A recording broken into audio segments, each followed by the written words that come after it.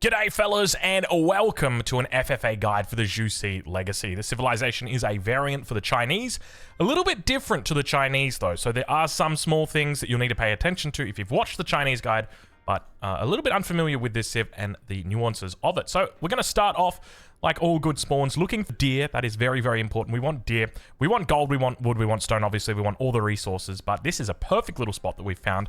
Fortunately, we identify this pretty early on. Now, different to the Chinese is that we don't put the town center on top of resources as the Zhu Xi Legacy, because as soon as we spawn, we're going to have an Imperial official and we're going to be able to supervise. So what we want to do is actually keep our resources away from the town center to start us off with. So you actually saw we shot a deer right there. That's really important. We don't want our villagers to hand in their food at the town center. Really, really important. Get a nice little bit of information here at the beginning.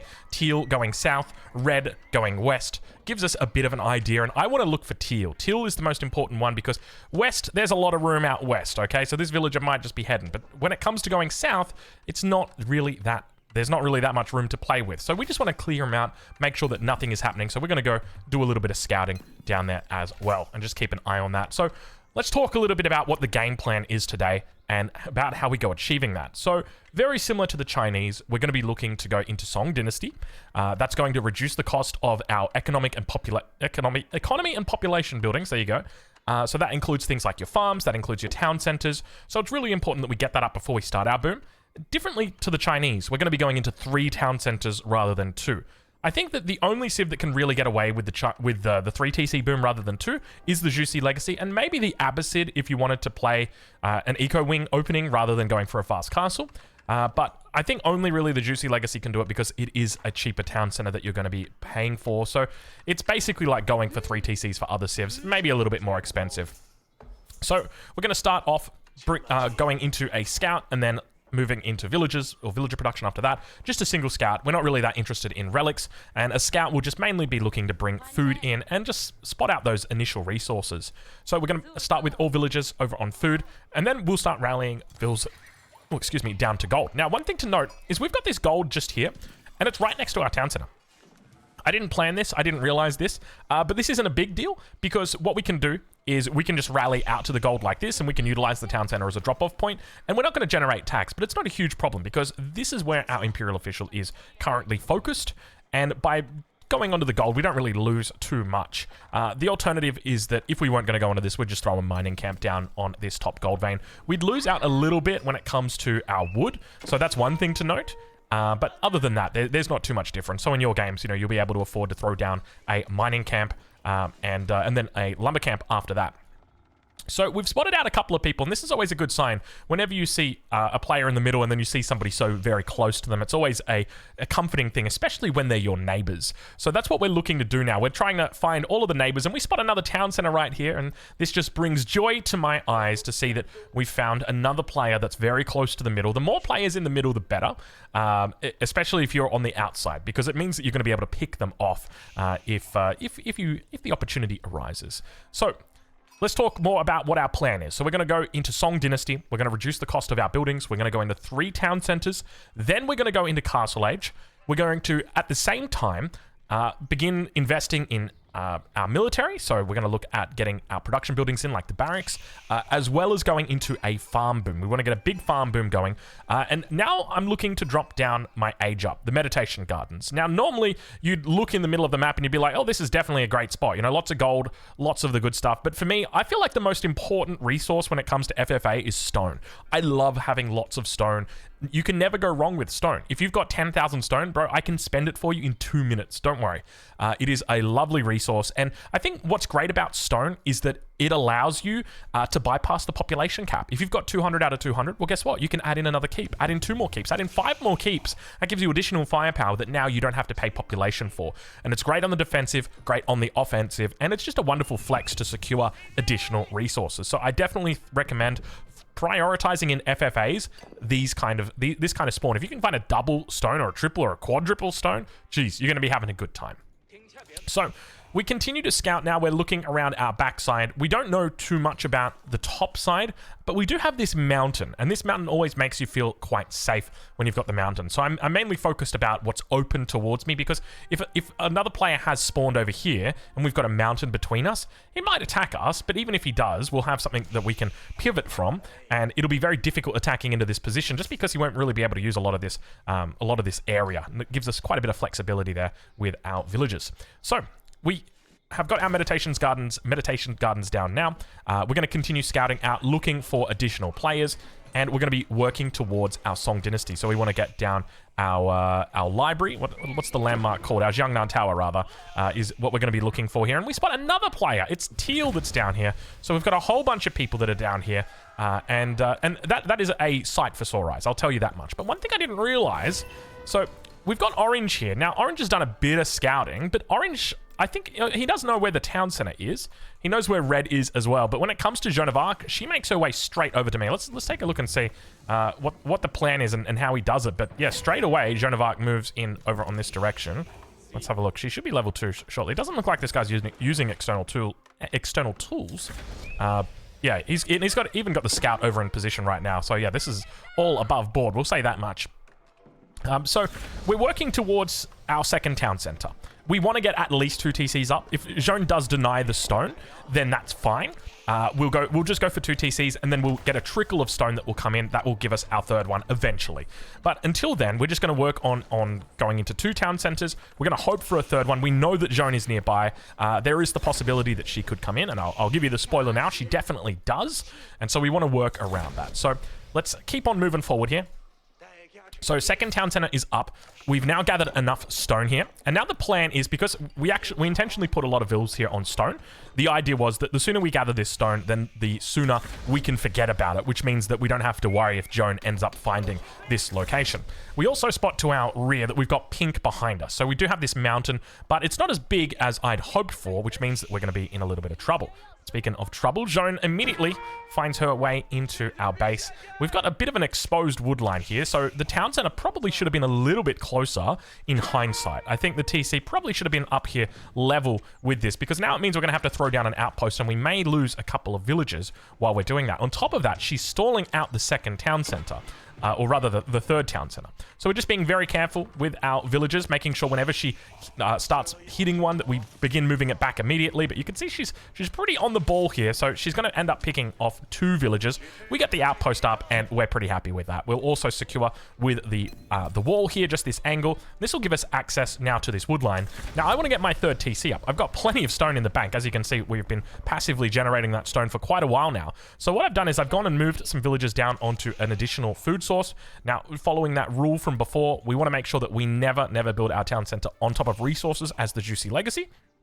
Unless you really know that you're not going to be supervising it. But any time when you've got, like, say, 10 plus vills on a resource, you want to be doing your best to supervise it. So in this case, where I've got 10 vills down here, building a town center, all on this delicious deer, I'm going to make sure that that has got a very, very powerful Imperial official on it. So we want to make sure that we're always supervising in the early game.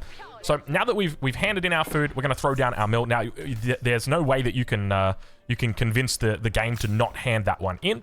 So you're always going to have to hand in your food at a town center. But let's keep on moving on, because from here it is up. It is only up. We're just going straight to castle. We've got all 3 town centers online now. We could technically look at going for a 4th one. We're not going to do that. We're not going to play it silly. We're just going to play it safe. And 3 TCs, unironically, is a safe build with the Zhu Xi Legacy. Probably go for 2 TCs if you've got someone particularly close to you. So if you have a look here, right, there are people close to me, but I know that, you know, Orange is probably going to have to fight with Teal, or probably going to have to fight with Red at some stage. And speaking of Red, have a look at this. We got ourselves a beautiful spawn in the middle, a single sacred site. Keep that in mind. He made one mistake this game, and one mistake only. You want to know what it was? He waited too long. Anyway, we'll touch base with that a little bit later. Yeah, there was nothing that really stopped. You can even see he's going for stone here. So he could have just thrown a keep down relic on this in the keep and just taken that sacred site. But let's keep on moving on here.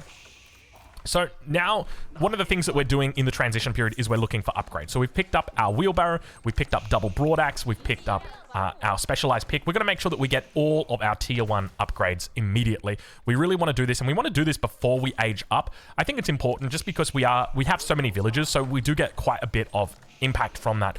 The main reason why I think it's good to do it before you age up rather than after you age up is because after you age up, there's a lot of competing priorities, and you don't want to add anything more to that list. So if you can just get them out of the way, it really helps you out, just getting it done. So now that we've got the age up on the way through, or about to be on the way through, there we are. So we're going to go with the Montlu Academy here. With the Chinese, it's important to go into Yuan Dynasty, and then, you know, it's just important to go into Yuan Dynasty because you want that extra 4% gather rate, which you'll get from the ancient techniques, unique technology available to the Chinese. They don't have that, the Zhu Xi Legacy. So you don't need to go into the Yuan Dynasty. Don't get me wrong, it's nice to have reduced cost on your units. But essentially, the Shaolin Monastery is not really needed unless you actually need to pick up relics immediately. Otherwise, you can pretty much just skip it the entirety of the game. So the age up comes through. We've got a little bit of gold that's in the bank, so I'm thinking, you know what? We're just going to go ahead. We'll grab some upgrades. Normally, I wouldn't grab tier 2 upgrades, but I haven't macroed particularly well, and as a result, we've got a lot of gold. We're going to start working on units immediately. So we want to, just like the Chinese, we want to go into a combination of spears as well as palace guards. Now, we will get spears passively from our Jiangnan Tower, which is always nice.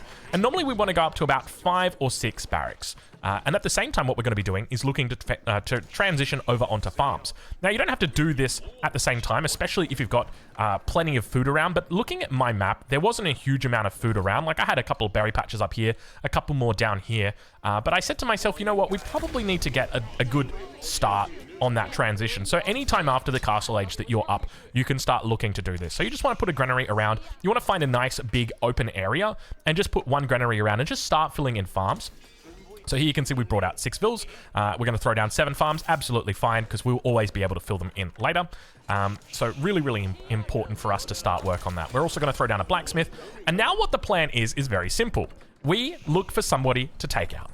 That's it. We want to get a kill on the board. We just want to get 1 kill to start us off with. 1 kill is all we need. And we know that there's already been 1 person that's been taken out. We saw Purple. Got the kill a little bit earlier, but because he's on that side of the map, it doesn't really affect us too much at this stage. But we do need to keep that in the back of our heads. And from here, all we're going to be doing is looking to start upgrading everything. We got lots of gold, and we're going to try and balance our wood. You can see we're adding more and more farms here with our military production. So we're up to 5 barracks, which is pretty, it's a substantial amount. We want to prioritize villages, so always train villages, and if you have any food left over, then queue them up or queue the palace guards up in the racks. I think that's the best way to do it. Now, with the Montlu Academy, I'd encourage you to look for the first 2 levels or the first 2 technologies. So that's going to be faster movement speed for Imperial officials, as well as increased supervision level. The Imperial Red Seals, you can save this one for Imperial. Not hugely important this early on. And ideally, when it comes to your Imperial officials, you'd want at least 1 gathering gold. The other 3 can all be doing supervision. So we've got, you know, supervision here on the mill, supervision here on the blacksmith, and we did have supervision here on the mill, but we've just brought him out over here on the granary instead to start supervising, because we got lots of vills here that are gathering up. So that's the way that we're going to continue forward here, adding more and more units. So I've had a look here at the middle, and I've said, okay, now we can go and attack red. But there's a really good chance him being the Holy Roman Empire. He's going to have emergency repairs. He's probably going to have a keep. He might be going Imperial soon. It's going to be hard to kill this guy. And I want some easy pickings. Now, I could go for orange. That would be a reasonable choice. But orange is in the middle of these 2 guys. And I want to leave him, because if I take out orange, then teal's going to have pretty much no choice but to come and attack me. And I want to leave that option open for teal to be able to attack orange so that he doesn't get his eyes all lovey-dovey over at me. Which leaves me with 1 remaining answer. Maybe we go and attack teal. That's a good idea. He's playing the Rus. They don't have stone walls. We pretty much get a guaranteed run over towards him. Except the same thing occurs. If I take out teal, then all of a sudden orange maybe gets a little bit more focused on green. So we want to keep these guys as focused as we can on each other. We also want to be monitoring the health of their town centers.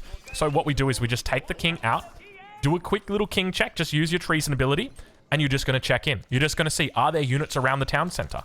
What's the health of the town center? These are the things that you're going to be looking for. So instead of going after those two guys, we did see, I think I moved a villager out here to drop an outpost maybe. Anyway, he's denied that. So instead of going after these guys, how about we go after Pink? If we take a look at Pink at the moment, Pink is the only player who is still in the feudal age.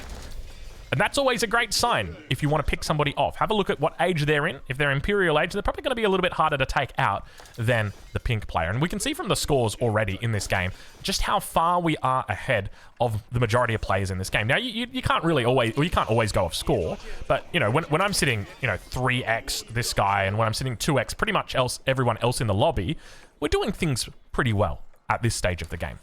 So we'll speed it up a little bit because we're building up that mass. And one of the tips I would give you is I would say, I want you to reach 200 population. So my plan was to actually attack Pink. But then as soon as I saw Orange do this, I was like, okay, you know what, Orange? Like, I was just putting down an outpost for line of sight. You've gone and ruined it. I'm just going straight here. And then under the town center, I see Yellow is here. And I say to myself, okay, you know what? If Yellow's there, there's a good chance that Yellow might actually kill Orange. We want to go and contest that. We want to make sure that we are going to have a chance at that kill. Because if Orange is going to die, I don't want Yellow to just go over and get that kill. Especially because I know this guy, he was the highest rated player in the lobby. So I want to deny him that kill if possible. So that's exactly what we're going to look to do. We're just going to beeline straight for the town center because we don't know what Yellow is up to. That's the decision process. So I was going to say that we want to max out in Castle Age. So we want to hit 200 pop in Castle Age. So normally about 120, 130 vills and then 70 military. So that's what we're going to be looking to do here. Utilizing our forces, getting them out on the map, replacing them if they do die. But normally that's a pretty good balance, at least for 200 pop. So at this stage, we've got a decent number of units. The only trouble is that we've got palace guards and not a lot of spears. So there's a lot of cavalry here, a lot of cavalry from Yellow as well. And the king makes a run for it. I fail to realize there is a wall towards the north with a gate in it. And so unfortunately, I lose track of the king. The king manages to make it, and a donation is about to occur. He wants to give this kill to anybody except for us, because we've tried to take him out. But fortunately, Yellow's here to try and pick up the kill. Oh, Yellow did actually get the kill. I didn't realize. I thought it was Red that got the kill. Okay. I didn't actually realize it was Yellow. This whole game, I was thinking Yellow was 200 pop. I thought it was Red that got the kill there. I guess it goes to show, you know, you got to be very careful in situations like that. Anyway, so that's one kill over for Yellow. Now, before I started this game, I checked AoE 4 World, and I had a look at the players in my lobby, and I saw who's the best one. And I saw it was this guy, Yellow. I've played with him before. He's taken me out, and he played the Japanese last time he did it. He did a 2-town center fast castle, and he killed me with Yorishiro barracks with lots of samurai. That was when I was playing Mongols. And so I'm very, very cautious of this guy because I know that he's a good player. So we want to do everything in our power to stay away from him, but at the same time increase our own power. That's going to be really, really important. So now that Orange has gone down, he was also the one attacking me. So I've said, you know what? I think we're now free to go have a look over at Pink. So that's what we're going to do. So we'll speed up the game now because we are going towards Imperial. You can see we're pretty close now on that maximum population. But just as I was deciding to go and attack Pink, Yellow begins to attack me. Instead of attacking Teal or attacking Red or Purple, he attacks me. And there's a very specific reason. It's because he is a good player, and most good players will check AoE 4 World. And he knows that I'm the second highest rated player in the lobby, and therefore I'm the biggest threat to him.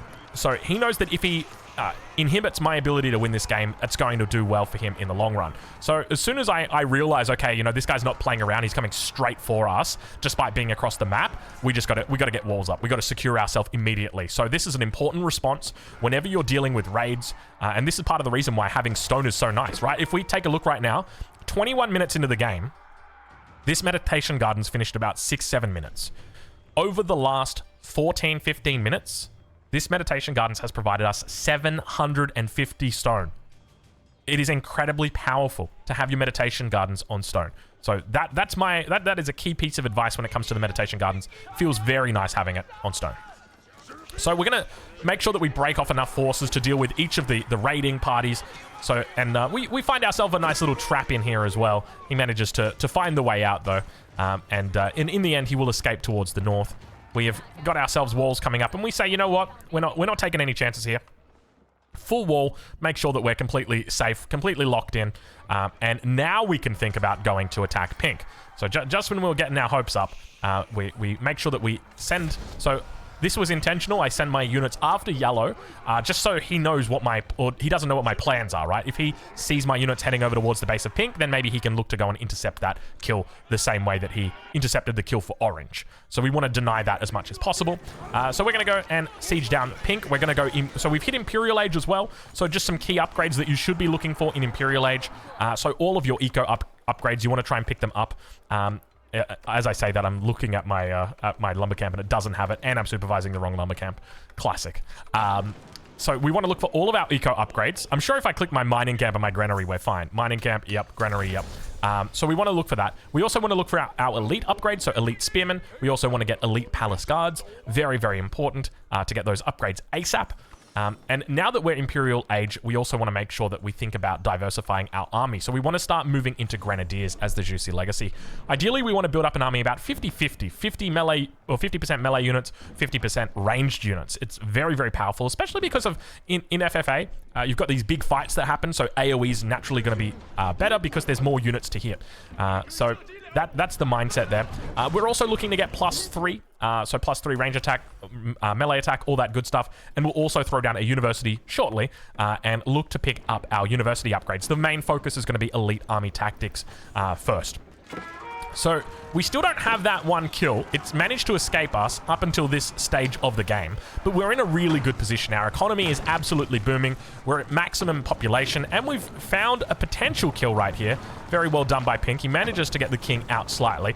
I was a little bit worried about a run, but he's so far away from everybody else. I said, you know what? I think we're going to be fine here. I don't think he's going to be able to run the king too much. That's the main threat. It's interesting how your mindset changes from, am I going to be able to kill this guy, to, am I going to be able to confirm the kill? That's going to be the big thing, right? Like, I want to make sure he doesn't run anywhere. So now that we've maxed out our population, or rather now that we've got ourselves an extra 50 population, immediately we become a target. Yellow has straight away called us out and said, we need to take out green. He's too strong. He's 300 population. I mean, and he's doing the right thing, right? Like, he's trying to rally the lobby against me. And that's quite painful, because here, you know what I said? I said, you know what I'm going to do? I'm just going to go, and I'm just going to go and attack purple. He's got his king sitting right here in an outpost. Now, the reason it looks like I'm so far away from that outpost is because there's a mountain right here. So I'm, as you can see, I'm not using map hacks. That's just how it looks. I mean, that's how it looks if you got map hacks, but it always looks like that. Anyway, so that's where the king was, and I was like, you know what? We're just going to go up here, and we're just going to go kill the king. That was my thinking. But then we had a little bit of a problem. Teal is starting to attack us down here on the south. So what we want to start now doing is reinforcing back home, making sure that we've got units. Well, he hasn't started attacking us just yet, but that's what we want to do. And as soon as we're under attack, we immediately change our plans. We say, okay, everybody please come home straight away. We need to make sure everyone is coming home. We need all forces, or everybody on deck, to help defend us right now. And especially because I've been called out, it can be very difficult defending in a 2v1 situation. The best thing that you can do, though, is just try and fight one person at a time, and try and fight with all your army against against one person, and that's pretty much it. You want to minimize your unfavorable fights as much as possible. On top of that, we want to try and max out. I've made a little bit of a mistake here, where I could have 28 palace guards on the field right now, and I don't have that. I've also just rallied my Springolds into the enemy Streltsy. Another big mistake. So, when it comes to landmarks, I normally open with the Temple of the Sun, and then I go into Zhu Xi's library. The main thing I'm looking for in the late game is that I want to maximize my damage with Cloud of Terror. So, going into a lot of bombards is always a really, really good thing to do with the Zhu Xi Legacy. And that's going to be my focus here. If we can survive this attack, which we will then look to do that. We're also going to make sure that we run our villagers away when we get attacked like this, because we want to make sure that the men-at-arms don't hurt us. And you can see he's going to just siege things down. But we've got a fair bit of units, and the reinforcements have just arrived. I think they're well and truly home now. And so with the reinforcements, we'll be able to hold this attack. The trouble is, this isn't going to be the only person who is looking to attack us here. We're also going to be attacked by yellow. But we're just going to do our best. We're going to just keep pumping in reinforcements here. We want to try and re-wall this so that the enemy will need more bombards, and that's going to slow them down. It means we buy ourselves more time to get more units online, because that's really, really important. You can see there is another bombard now. So we want to work. So you can see we're going to bring units up and make sure that we attack that bombard. But there's yellow now looking to come to the front. So he is Imperial Age, but the mounted samurai are yet to be upgraded. And now our first bombard is going to come out. And now my mindset has changed. Instead of leaving purple, or instead of attacking purple, we're just going to leave him. And we're going to now focus on teal, because teal has attacked us, and he is actively looking to take us out. So we need to respect that that threat. That is a big threat. So what we're going to do is we're just going to fall back. We know that we've got a 2v1 situation here, so we want to make sure that we are doing our best to stay alive, especially with an army like this. This is a big army, so we need to make sure that we get inside our walls. We really don't want to be fighting this. As I say that, I'm quite literally just AFK. So big mistake there from me, losing half my army. And at this point, I was a little bit scared. I'm like, oh, I think I might be dying here. Like, this is a lot of stuff. So what do we need in this situation? Well, the answer is just units. You just need to start making units, lots of units. And what you want to do is you want to avoid fighting at all costs. You really, really don't want to fight unless you have to do it. So bombards are going to focus down enemy mangonels. On the front, we're going to just keep reinforcing. Our palace guards are doing well.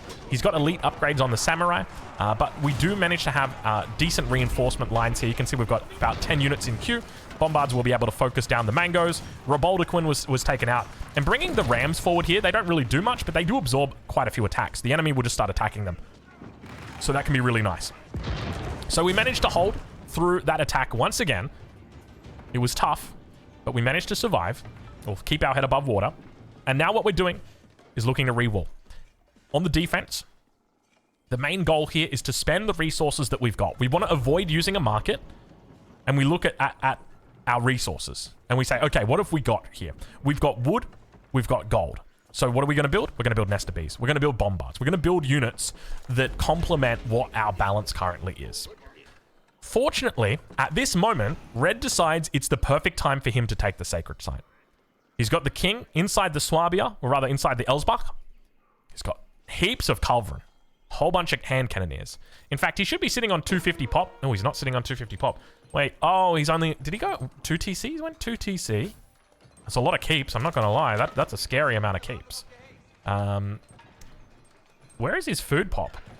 Like, because... Oh, no, he didn't get the kill, did he? He's only on 200 pop. He's still got an amazing spawn, though. How good is this spawn for, like, a single sacred site? This is a god tier spawn, man. Your backside completely covered by a single wall. Your front is covered by... Well, I mean, you got 270 degrees, but you can just throw keeps down, and that's exactly what he did. Definitely the right call here. Lots of outposts up. Yeah, Red's in a good spot. So, fortunately, as soon as we did that, Yellow did the right thing and said, okay, we need to take out Red. We can't keep focusing on Green. And so this is really good, because basically it gives me 10 minutes just to sit and build and buy myself some time. The sooner I go and kill Green, or the sooner I go and kill Red, then the sooner I become the target. So I want to delay that as much as possible, especially in this situation. And I'm really fortunate in that I want to be building lots of bombards. I like bombards because I have the Cloud of Terror ability, which adds area of effect to bombards. It means that they now become like great bombards or ranged mangonels, or not ranged mangonels, but really long range mangonels. So we want to try and get as many of those as we can. On top of that, we also have the ability to increase the range of our bombards from 10 range to 11, which suddenly makes it a lot easier to hit Springolds or Culverin if the opponent is trying to hit you, makes it easier to get into position to take out buildings. So that's another really important aspect. So what we're going to do is we're just going to bide our time. We're going to say, okay, I need to get more military out. I need to get a bit more economy going. Here we go. And so make sure that you take an opportunity to just chill out, buy yourself some time. Well, not buy yourself some time, but bide your time. You don't need to go and attack right now. Like, I could kill him right now. I've got 8 bombards with Cloud of Terror, which is area effect. I've got, you know, more than enough bombards to take him out. Though, to be fair, there's 7 Culverin. Maybe not. That's a lot of Culverin. But the good thing about having lots of... the great thing about the area of effect on the bombards is Culverin don't have area of effect. So if we can just take out like one of them and hit them with all of our bombards, it will hit the adjacent ones as well. So that's what we're going to do. We're going to slowly work towards our maximum population. At the moment, our main focus is just getting gold. The sooner we get gold, the more bombards that we can build. The next thing that we're going to be going into with regard to our unique technologies at the Zhu Xi Library is going to be Dynastic Protectors, which allows us to get to Imperial Guard. So if you were to look at the Zhu Xi Legacy as a ladder for the unit compositions that you want to do, you would start off with Palace Guard and Spear.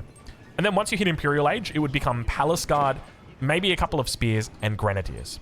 And then after you've reached a certain point, you then begin to switch in bombards and make more and more bombards. And then finally, the last step on the ladder is Mass Bombard with Imperial Guard. It is one of the most gold-heavy combinations you can make in this game. It's incredibly difficult to pull off. And you can only really do it if you've got decent map control. But fortunately, we have a pretty good spot with lots of gold. We've got 8k here, 1k here, 2k here.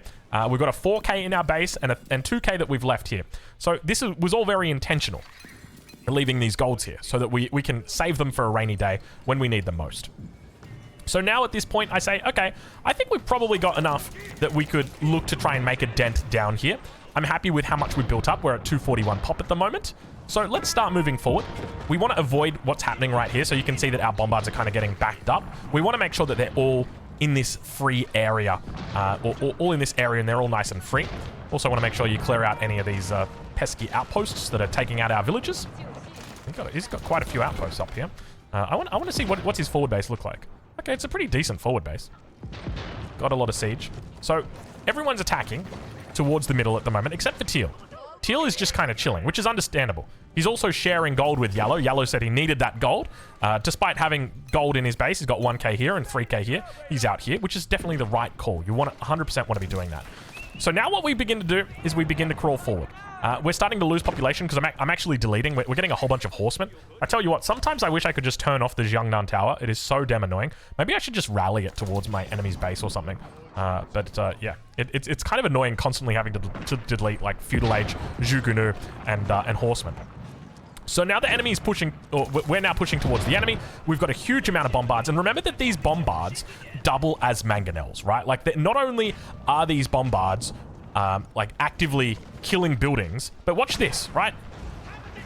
48 hand cannoneers, 41 hand cannoneers, 40 hand cannoneers. We just took out 8 hand cannoneers by right-clicking. We right-clicked a single hand cannoneer and it took out 7 next to it. So now we're going to push forward. Now we've located the king. We know the king is in this keep. So what we're going to do is we're going to make sure that we've got a couple of bombards free. Look at these guys. They're not firing at anybody. And as soon as we see that king, boom, we take out that king straight away. Even if he didn't donate the king then, we had it. We had 11 range. These 3 bombards were moving up to this position. The moment that king came out, boom, headshot. He's taken out. And so now all of a sudden, there's a bit of a problem. We've taken out 1 player.